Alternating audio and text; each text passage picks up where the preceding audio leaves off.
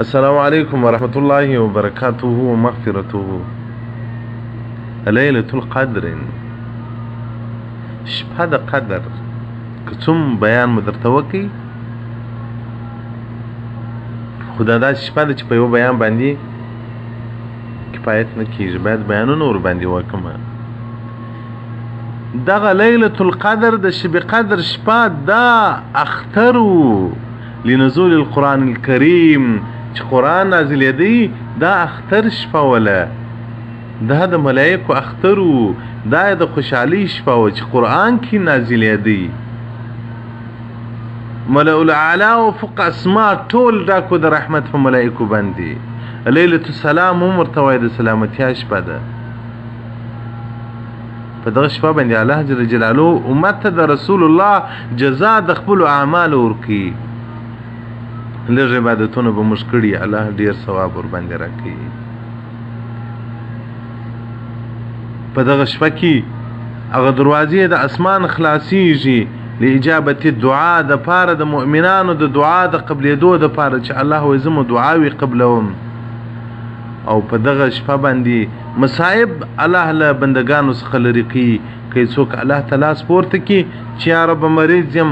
جوړ بي کې الله، و یا رب مسکین یم موړ بي کې الله، و یا رب غمجن یم خوشحاله بي کې الله. خو له موږ څخه دا غواړي چې خپل رب کریم ته لاس پورته کړو.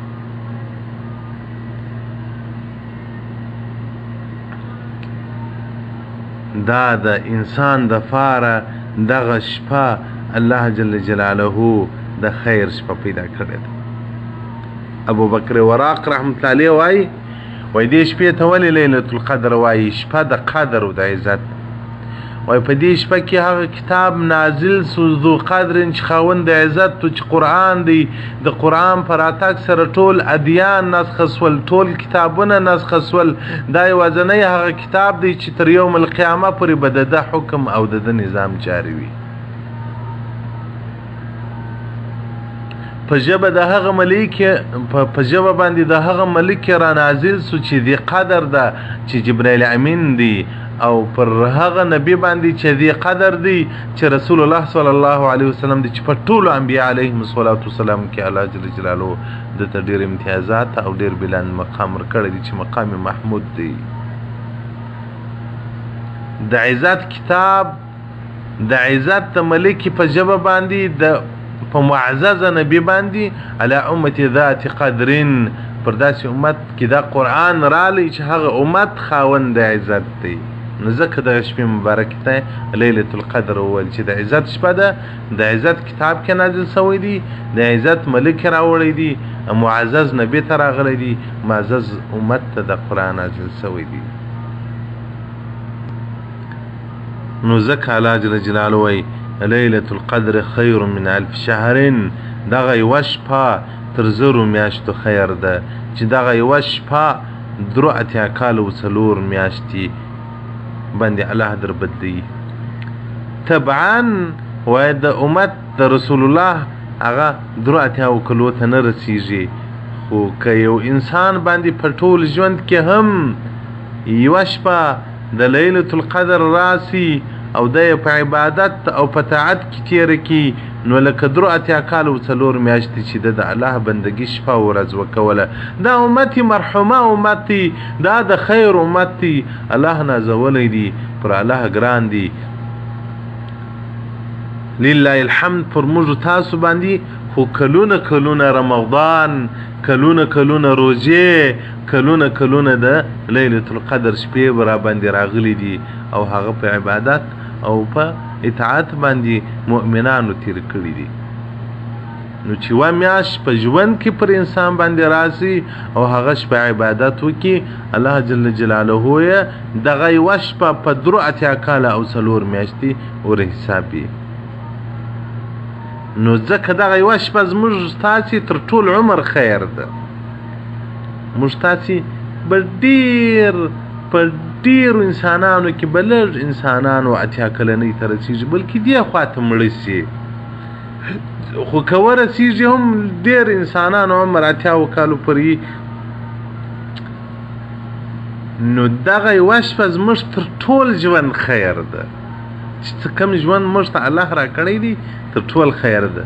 په ژوند کې کوم عبادتونه موږ کړي ګوره هغه قبول یې که نه یې قبول ګوره هغه موږ په کم نیت باندې کړي په څنګه طریقه باندې مو کړي خو دغه یوه شپه که موږ په طاعت او په عبادت روڼه کړو د الله په بندګي کې دغه ورځ و شپه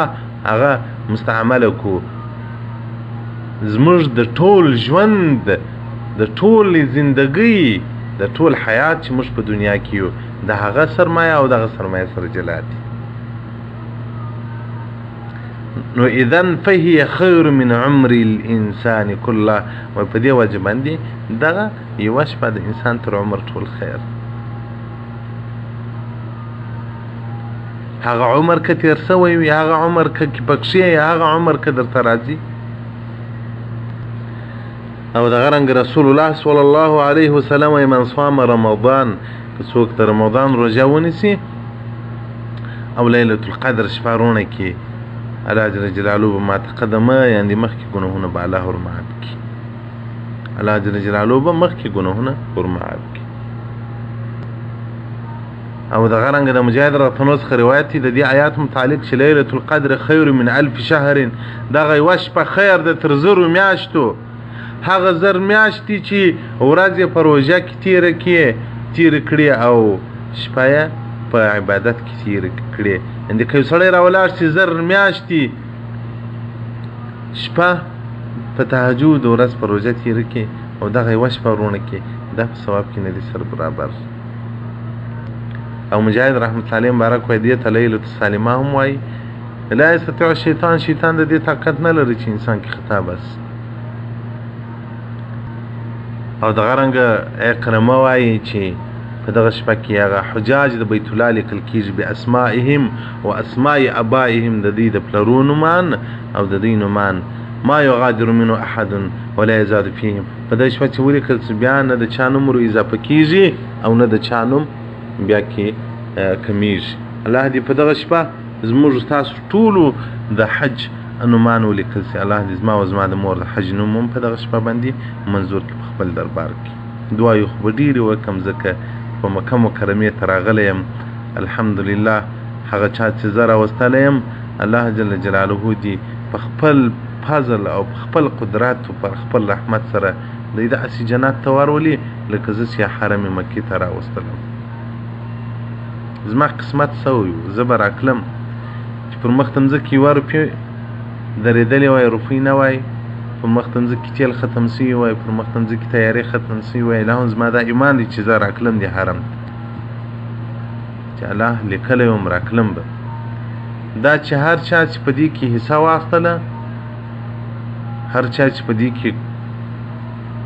کوشش وکړي د نفر نوم لا هم ولاکه مې زده یې کنې خو نوم به مې یاد کړی وای که رسول الله صلی الله علیه وسلم وایي څوک چې ښه در سره وکړي ښه ورسره وکړه که دې په وس نه و صفت یې وکړه نوم یې واخله نو نوم یې زما نه دی زده نو دا بیخي د خدای دپاره دی چې زما نوم د ده نوم زما نه دی زده او دومرې ته زه راواستوم نو حاجي فاطمه ورور هم کې ستړی سو حاجي نور احمد ورور هم کې ستړی سو حافظ سمیع الله هم کې ستړی سو حافظ سمیع الله مولوي صاحب هم کې ستړی سو زما یو ورور دی له وطنه مې راوغوښتی هغه هم کې ستړی سو ټول یې الله جنت ته واړولي ټول یې الله اهل د جنت کړي الله دې زموږ د طاعت ثوابونه دوی ته ورسوي او دا شپه ده چې الله جل جلاله خپله راته وایي تنزل الملائکة والروح ملائکې نازلېږي په دې شپه کې او جبریل امین نازلېږي په دې شپه کې او دغه رنګه عبدالله بن مسعود راته نه وایي د رسول الله صلی الله علیه وسلم بارک څخه پوښتنه وسوه د لیلة القدر چې په کومه شپو کې ده صحابي ورته یا رسول الله بأبي انت و امي یا رسول الله رسول الله صلی الله علیه وسلم بارک ورته وایي چې په اوویشتم کې مختلف روایات راغلي دي چې په لشلم ور شروع ده بیا زه ته اختر تر ماښامه پورې خو د امت مسلمه چې ختمونه کوي پر اوویشتم باندې کوي نو دا د اوویشتم شپه باید په طاعت په عبادت تېره کړو او دغه رنګه ابوذر رضی الله عنه مبارک وایي د رسول الله صلی الله علیه وسلم څخه مې یوه پوښتنه وکوله د لیلة القدر عدل په 70 و په 60 90 کې په 70 او په 90 کې سره طلب از خمرات و وشتم او 90 ده مال يا رسول الله بيا رسول الله صلى الله عليه وسلم عرقت الصحابة وصر في مجلس أخطأ وقلت يا رسول الله 70 فغضب على غضب علي ورسول الله صلى الله عليه وسلم دا سيرت په قهر سو چې نمخ کې نو ورسته ماته بیا دومره په قهر سوې دي ما تل ما نظر ته ویل چې الله زمانه کړم نه دي خبره وم وسبل او اخر په او اخرو کې طلب کوي نو محترمینو دا د برکت او د رحمت شپه ده کوشش وکي عبادتونه ورته وکي او ختمو کې برخه له موږ سره واخلي ان شاء الله الرحمن بیا به اجتماعي دعا وکړو ټولو ته به دعا وکړو مریضانو ته به دعا وکړو غمجنو ته به دعا وکړو الله جل جلاله دې موږ ته طاعتونه او عبادتونه قبول کړي فضائل و علامات ليلة القدر د حافظ زين العراقي او د غرنګ اشراق المصابيح في صلاة التراويح صبح اول بیا تر 15 پورې والسلام علیکم ورحمة الله وبركاته ومغفرته